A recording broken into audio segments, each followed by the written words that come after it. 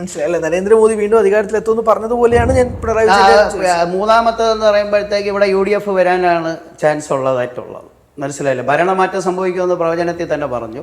അതിൽ UDFൻ്റെ ഒരു 65-നും 85-നും ഇടയ്ക്കുള്ള സീറ്റ് എൻ്റെ കാൽക്കുലേഷൻ പ്രകാരം, ആസ് പെർ ദിസ് സിറ്റുവേഷൻ, ഇപ്പോഴത്തെ കണക്ക് പ്രകാരം ഒരു 65-നും 85-നും ഇടയ്ക്ക് UDFന് കിട്ടും, ഒരു 45-നും 65-നും ഇടയ്ക്ക് LDFന് കിട്ടും, 1-നും 5-നും ഇടയ്ക്ക് BJPക്ക്.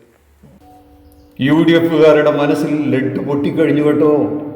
65 തൊട്ട് 85 സീറ്റ് വരെ UDFന് ഗ്യാരണ്ടി. പിണറായി വിജയൻ്റെ പിണറായി 3.0 എന്ന മോഹം പൊലിഞ്ഞുപോയി. അതുകൊണ്ട് UDFകാരെ നിങ്ങൾ ഇനി മിണ്ടാതിരുന്നാൽ മതി. കലിയുഗ ജ്യോത്സ്യൻ നിങ്ങൾക്ക് ഗ്യാരണ്ടി തന്നു, മൂന്നാമത് ഭരണമാറ്റം ഇവിടെ നടക്കുന്നു എന്ന്. ഈ കലിയുഗ ജ്യോത്സ്യൻ പറഞ്ഞാൽ അച്ചട്ടാണ്. ഇതുവരെ പറഞ്ഞ കാര്യങ്ങളെല്ലാം അതേപോലെ നടന്നിട്ടുണ്ട്. അത് നമുക്കിത് കഴിഞ്ഞാൽ കേൾക്കാം ഏതെല്ലാം കാര്യങ്ങളാണ് ഇദ്ദേഹം പറഞ്ഞ് എന്നുള്ളത് നമുക്കൊന്ന് കേട്ടു നോക്കാം. 2025 111 പ്രവചനങ്ങൾ 98% ശരി. അതിൽ താങ്കൾക്ക് തന്നെ അത്രയും അധികം ഉറപ്പുണ്ടായിരുന്ന പ്രവചനങ്ങൾ എത്രയായിരുന്നു? അതിനകത്ത് തന്നെ നരേന്ദ്രമോദി ഇന്ത്യൻ പ്രധാനമന്ത്രിയാവും 3ാം പ്രാവശ്യവും. അത് തന്നെയാണ് ആദ്യത്തെ പ്രവചനം. ആ പ്രവചനം കറക്റ്റായിട്ട് നടന്നു. പിന്നെ ആദ്യത്തെ പ്രവചനം ശരിയായി. നരേന്ദ്രമോദി പ്രധാനമന്ത്രിയാവും എന്ന് പറഞ്ഞത് കറക്റ്റായിട്ട് നടന്നില്ലേ? അപ്പോൾ UDFകാർക്ക് വിശ്വസിക്കാനൊരു കാരണമായില്ലേ? ഇനി അടുത്തത് കേൾക്കാം.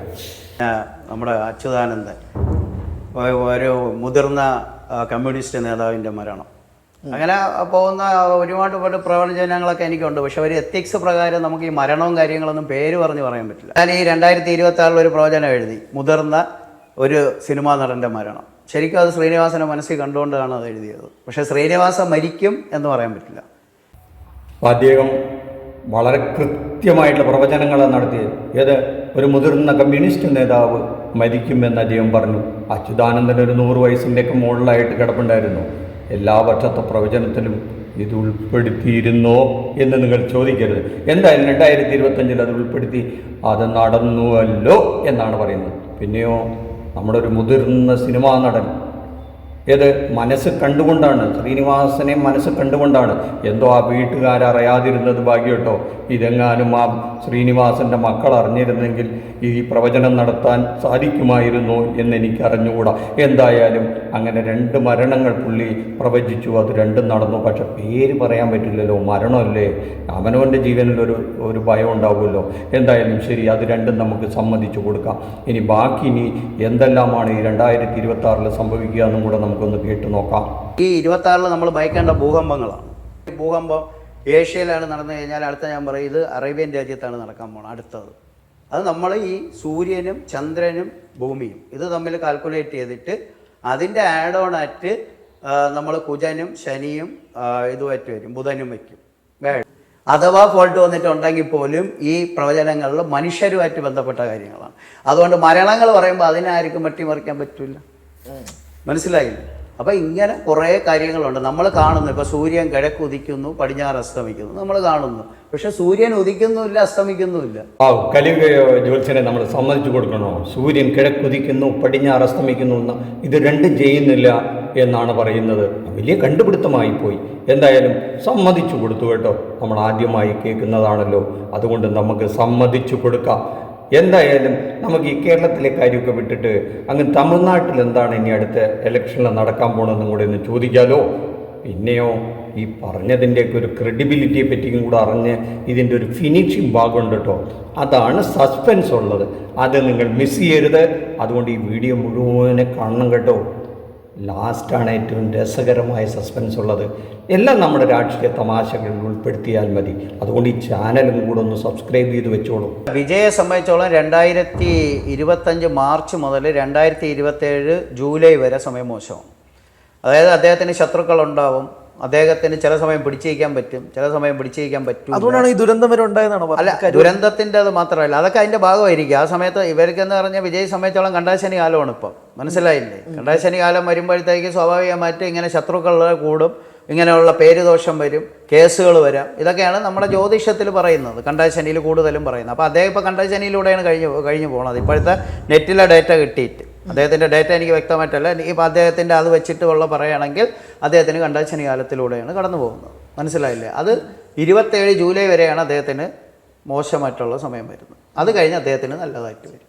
അപ്പൊ ഈ നിയമസഭാ തെരഞ്ഞെടുപ്പിൽ ഇത് ഈ നിയമസഭാ തെരഞ്ഞെടുപ്പിൽ വിജയ് മുഖ്യമന്ത്രിയാവില്ല, അത് ഉറപ്പിച്ച് തന്നെ പറയാം. സുപ്രീം കോടതി പറഞ്ഞു ഇത് യൂണിവേഴ്സിറ്റി ഉള്ള ഒരു സംരംഭമാണ്, ഇവരുടെ സിലബസാണ്, ആയുർവേദത്തിൻ്റെ ഒരു സിലബസാണ് ജ്യോതിഷം.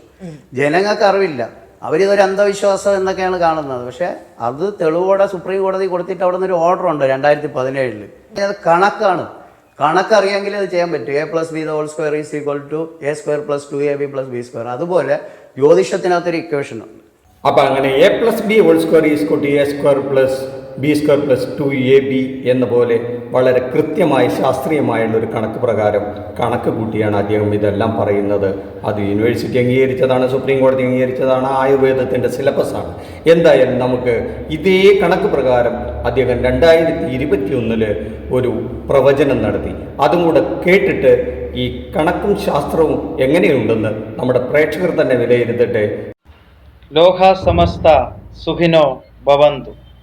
Ladies and gentlemen, brothers and sisters, I, Dr. Santosh Nair, Kaliyuga Jyotishan from Kerala, made 41 and 51 productions each in 2019 and 2020, out of which 95% of them came true. Now I am bring before the entire world 61 productions for 2021. 2021 forecasts.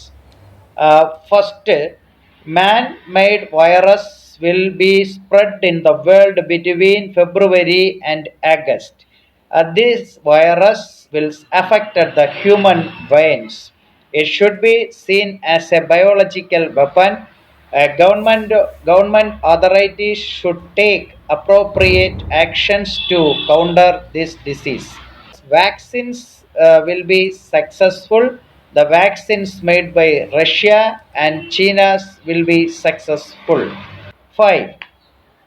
Kerala Assembly election in 2021, UDF will win and Oman Chandis will become a chief minister again. UDF will get more than 75 seats and LDF will be below 75 seats. BJP 1 to 3 seats. 6.